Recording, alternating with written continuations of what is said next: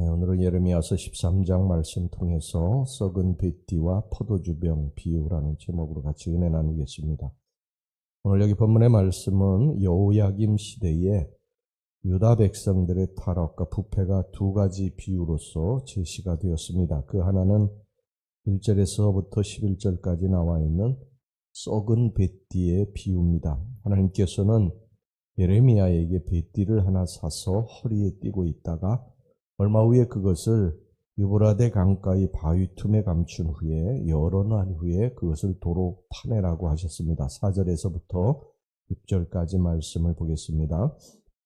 너는 사서 내 허리에 띈 띠를 가지고 일어나 유브라데로 가서 거기서 그것을 바위 틈에 감추라 하시기로 내가 여호와께서 내게 명령하신 대로 가서 그것을 유브라데 물가에 감추니라. 여러 날 후에 여호와께서 내게 이르시되 일어나 유브라데로 가서 내가 내게 명령하여 거기 감추게 한 띠를 가져오라 하시기로 예레미야가 띠를 파냈더니 그것이 썩어서 아무짝에도 쓸모가 없게 되었습니다.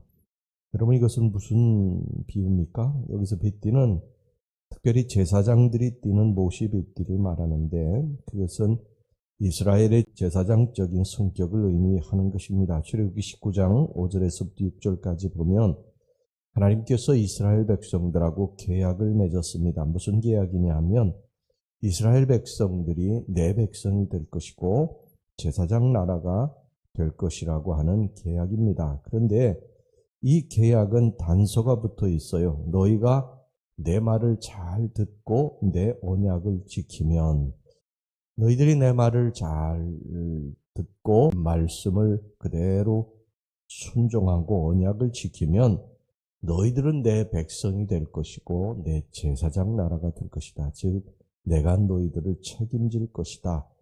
그런 말씀입니다.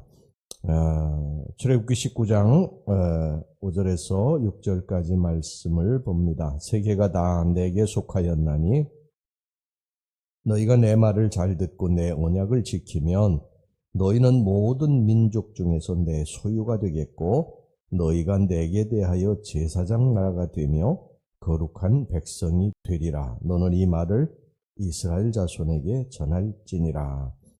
제사장적인 사명, 이것은 영화롭고 귀한 사명이고 직분이죠. 하지만 이 뱃띠는 제사장 허리에 동여질 때 비로소 그 값을 다하는 것입니다. 이것이 따로 떨어져서 썩으면 그 가치를 발할 수 없는 것이죠. 하나님의 뱃띠된 이스라엘도 마찬가지입니다. 이스라엘이 하나님의 허리에 동여져 있을 때 그 귀한 가치를 발하고 영광이 되는 것입니다. 11절 말씀을 봅니다. 여호와의 말씀이니라. 띠가 사람의 허리에 속함같이 내가 이스라엘 온 집과 유다 온 집으로 내게 속하게 하여 그들로 내 백성이 되게 하며 내 이름과 명예와 영광이 되게 하려 하였으나 그들이 듣지 아니하였으니라. 이스라엘이 하나님을 떠나 있을 때는 아무 소용이 없게 되는 것입니다. 그러나 이스라엘은 하나님을 떠나서 이 죄악된 물에 빠져버렸습니다. 그 결과 그들은 썩어버렸습니다. 이 썩은 뱃띠, 이것을 어디다 쓰겠습니까? 썩은 뱃띠가 무엇을 하겠습니까? 밖에 버리워서 사람들에게 밟히거나 태워지어 버리게 될 것입니다.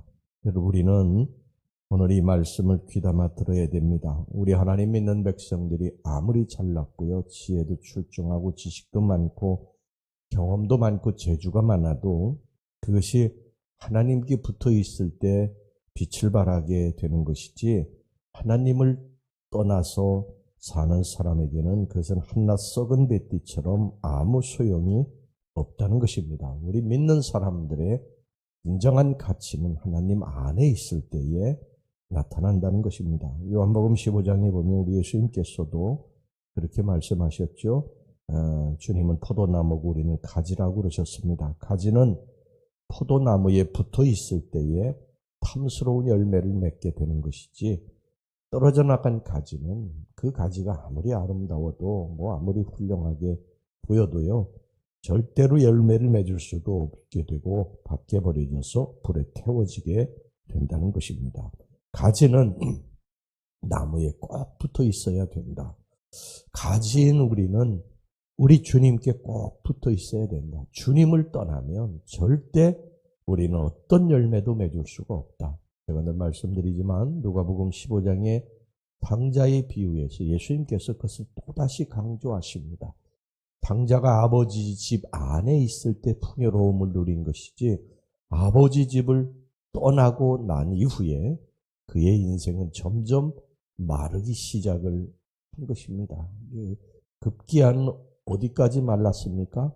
돼지가 먹는 쥐염 열매도 마음껏 먹지 못하는 그러한 불쌍한 인생으로 전락되고 만 것입니다. 여러분, 이것을 우리 항상 기억합시다. 내가 부족해도 아버지 집에 붙어 있을 때, 아버지에게 붙어 있을 때 아버지가 나를 먹이시고 기르시고 입히시고 채우신다. 근데 내가 아무리 훌륭해도 아버지 품에서 떠나면 그때부터 우리 인생은 마르기 시작한다. 여러분이 이 말씀을 꼭 든든히 붙잡고 살아가시기를 주의 이름으로 축원합니다. 그 다음에 두 번째 비유가 포도주 병의 비유입니다. 12절에서부터 14절까지 나와 있습니다. 이 많은 포도주 병에 술이 가득 차 있습니다.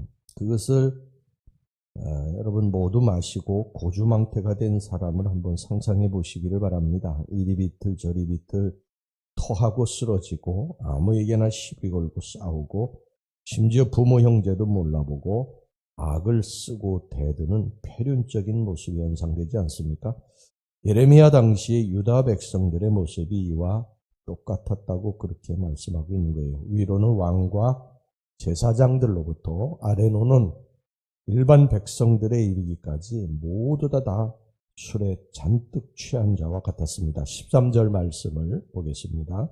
너는 다시 그들에게 이르기를 여호와의 말씀에 보라. 내가 이 땅의 모든 주민과 다윗의 왕위에 앉은 왕들과 제사장들과 선지자들과 예루살렘 모든 주민으로 잔뜩 취하게 하고. 여러분, 이게 무슨 술에 취해서 이렇게 이들이 비틀거리고 사람도 몰라보고 이렇게 비참한 모습을 보입니까? 여러분, 죄악의 술입니다. 죄악의 술, 세상 쾌락의 술입니다. 우상 숭배의 술입니다. 하나님의 택한 백성들, 유다 백성들, 하나님의 말씀, 율례, 계명 이것을 잘 지키면 너희들이 내 백성이 될 것이다. 내가 너희들의 이제 부모가 돼서 내가 너희들을 먹이고 입히고 기를 것이라고 하는 이 언약을 완전히 파괴하고 세상 죄악에 빠져서 세상 쾌락에 빠져서 이리저리 비틀거리고 살아가는 그러한 사람들에 대한 여기 하나님의 진노의 말씀인 것입니다. 그들이 속히 술에서 깨어나지 않으면 하나님의 진노의 심판을 피할 수 없다고 그렇게 말씀하고 돌아오라고.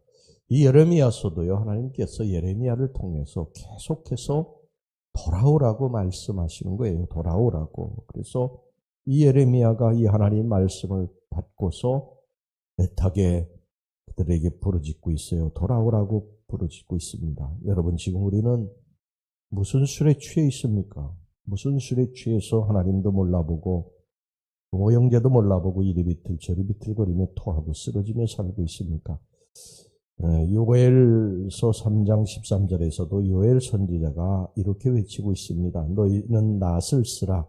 곡식이 익었도다. 와서 밟을지어다. 포도주 틀이 가득히 차고 포도주 독이 넘치니 그들의 악이 크미로다. 여러분, 우리는 지금 무슨 술에 취해서 하나님도 몰라보고 비틀거리고 있습니까? 오늘 본문의 유다 백성들은 결국 술이 취해서 스스로 피차 충돌하여 상하게 되고 결국에는 바벨론의 침공으로 완전히 멸망당하게 됩니다. 14절 말씀을 보겠습니다. 또 그들로 피차 충돌하여 상하게 하되 부자 사이에도 그러하게 할 것이라. 내가 그들을 불쌍히 여기지 아니하며 사랑하지 아니하며 아끼지 아니하고 멸하리라 하셨다 하라. 여호와의 말씀이니라.